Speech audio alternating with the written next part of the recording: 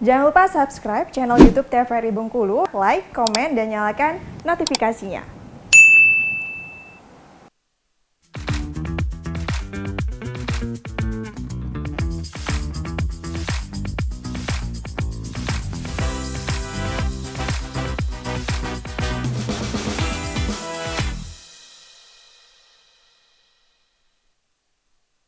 Balik lagi di Opini. Obrolan pagi ini masih dengan tema yang sama, yaitu sehat dan awet muda dengan Kappa Yoga. Tadi Mbak Rina singgung kalau misalnya ada member juga ya, dan juga ada yang per hari juga ada. Tapi kalau untuk sistem member sendiri itu di studionya atau Mbak ke rumah-rumah? Kalau yang privat itu kita yang ke rumahnya member ya, karena memang dia minta privat kan, lebih khusus. Tapi kalau yang di studio itu mereka yang ke studio, bisa per datang, juga bisa member. Di studio itu juga menyediakan member dan per datang, bisa per visit kan, buat yang mau coba-coba biasanya kan.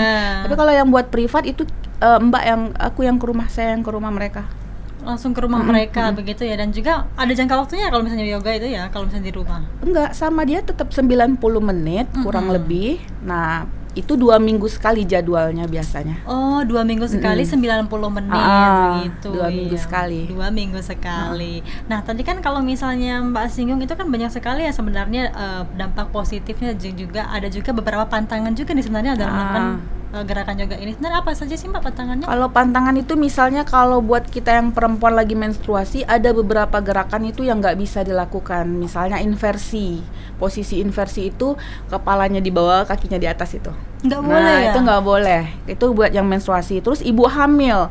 Kalau buat ibu hamil juga posisi tidurnya mesti ke kiri, nggak boleh ke kanan. Nah, itu beberapa pantangan ya. Nah, kalau buat lansia misalnya ya, itu bisa menggunakan props kursi. Karena kan dia nggak tahan terlalu lama berdiri kan, jadi bisa menggunakan kursi. Jadi yoga itu bisa juga menggunakan kursi, bantal, itu bisa semua. Berarti sebenarnya ada juga beberapa gerakan yang tidak boleh dilakukan misalnya ibu hamil, yang lagi menstruasi dan juga sebagainya ya. Tapi sebenarnya kalau misalnya kita lihat nih Mbak, untuk gerakan yoga sendiri apa sih Mbak yang harus kita perhatikan sebelum melakukan gerakan yoga, ada nggak? Misalnya harus apain dulu nih sebelum gerakan gitu? Biasanya itu kalau pas kita mau melakukan yoga, kalau makan ya, itu sejam sebelumnya kalau mau makan. Jangan pas mau yoga itu makan, biasanya mual. Atau kalau misalnya udah yoga langsung makan, itu jangan.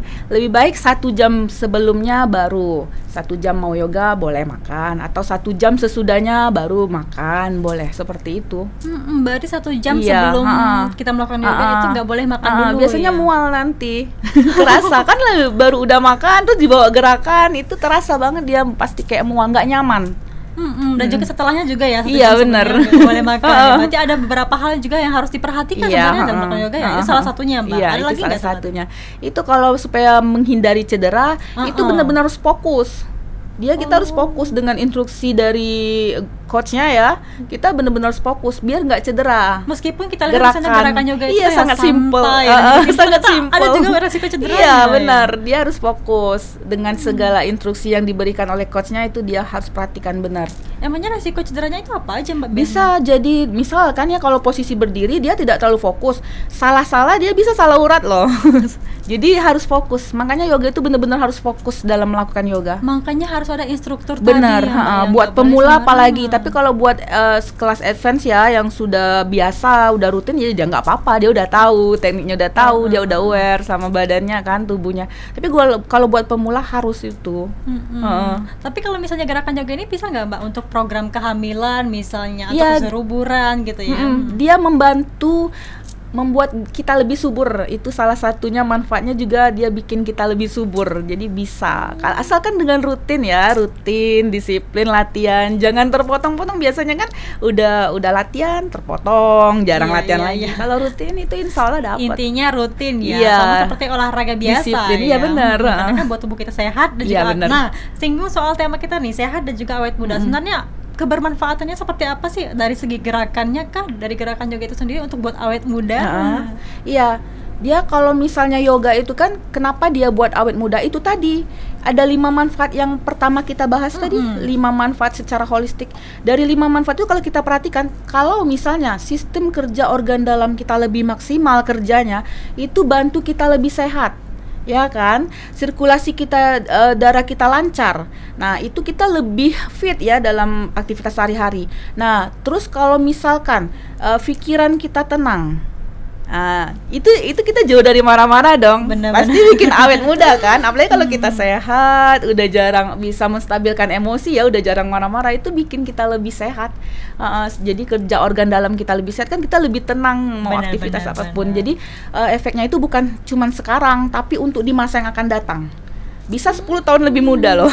Iya. Berarti emang kalau misalnya untuk buat apa, kalau misalnya pengen jadi member itu bisa dari muda ya, karena keberlangsungannya tuh malah lebih dampaknya bagus. lebih ke Malah lebih bagus. jangka jauh ya begitu. Tapi kalau dari gerakan yoga sendiri itu tergolong sulit gak sih Mbak?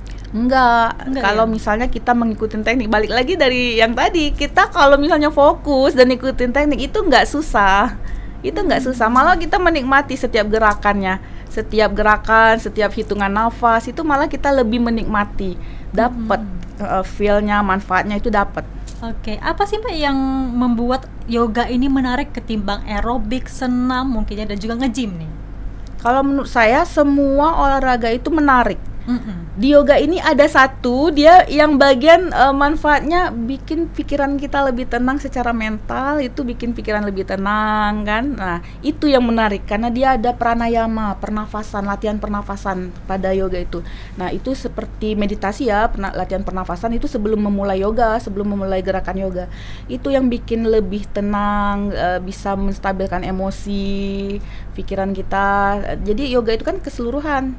Jadi secara fisik kita dapat, psikis juga kita dapat gitu. Itu yang menarik menurut saya di yoga. Berarti banyak nggak kalau member yang datang untuk melakukan gerakan yoga ini karena kebanyakan pikiran stres? Kalau mereka ngomong secara langsung sih ada beberapa orang ya, tapi kalau untuk saya perhatikan memang ada beberapa. Kita kan kelihatan kan, tapi setelah mereka keluar dari kelas itu mereka jadi kayak lebih bahagia. Itu biasanya mereka dapat itu. Biasanya jadi lebih ceria, padahal pas tadi dia datang kayaknya pikirannya kayak kusut ya, kelihatan gitu. Itu ada beberapa, walaupun mereka nggak ngomong itu biasanya ketahuan. Benar-benar ketahuan. Mungkin dari gerakan nggak konsentrasi gitu, nggak fokus ya. Malah karena mungkin dia dapat kan, kok lebih terasa ceria, bahagia pulangnya. Besok dia akan tanya lagi, Mbak kapan lagi nih kelas yoganya, Mbak bisa privat nggak? Akhirnya seperti itu. Menurut pengalaman saya seperti itu. Berarti sebenarnya untuk antusias orang Bengkulu sendiri untuk melakukan olahraga yoga ini sangat tinggi ya, sangat Mbak, tinggi. Pengalaman saya sangat tinggi. Mereka memang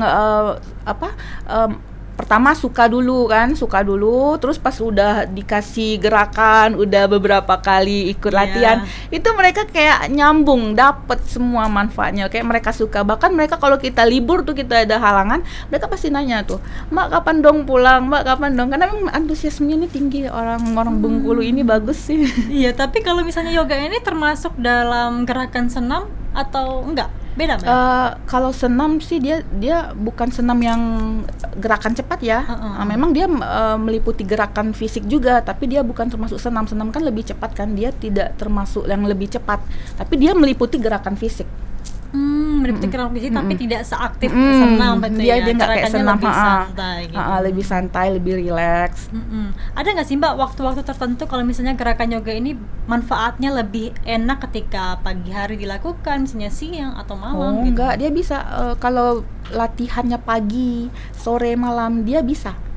Dia sama aja, manfaatnya sama, tetap. Dia kan ada di gerakannya mau dilakukan pagi, siang, malam sama. Yang penting itu individualnya, moodnya itu loh, maunya di pagi hari kan. Kalau misalnya kalau dia lagi mood di pagi hari, dia akan lebih maksimal dong. Nah, atau dia dilakukan di sore hari atau malam hari, itu yang terpenting. Jadi dia lebih fokus, jadi lebih lebih terasa dapat feel-nya itu. Ini tadi kan Mbak bilang kalau misalnya gerakan yoga ini nggak cuma bisa dilakukan oleh kalangan perempuan saja, tapi juga laki-laki. Laki-laki sendiri biasanya karena apa pengen? Kalau menurut pengalaman saya, itu ada beberapa yang ngeluh misalnya di bagian tulang belakang. Nah, itu dia, atau kerasa pegel di bagian kaki, biasanya seperti itu. Ada beberapa seperti itu keluhannya. Paling seperti itu. Ada juga berarti dari ibu hamil juga ya? Ya, ibu hamil juga ada. Banyak nggak sih Mbak yang dari ibu hamil? Itu menjelang kehamilan atau pas hamil juga? Pas hamil ada. atau menjelang mau lahiran Programnya. ya. Oh, menjelang mau lahiran. Itu ada, dia kan namanya trimester itu, nanti yoganya itu buat trimester pertama, kedua, ketiga gitu. Ada. Itu Ada namanya yoga prenatal. Yoga prenatal dan itu dikhususkan untuk ibu hamil. Ibu hamil. Ibu yang mau melahirkan ya. Tujuannya apa kalau misalnya biar lebih lancar ketika pertama proses dia persalinan? lebih nyaman. Itu untuk yang itu ya, dia Iya. lebih nyaman. Jadi dia kayak lebih nyaman, terus secara batin antara dia sama bayi kan.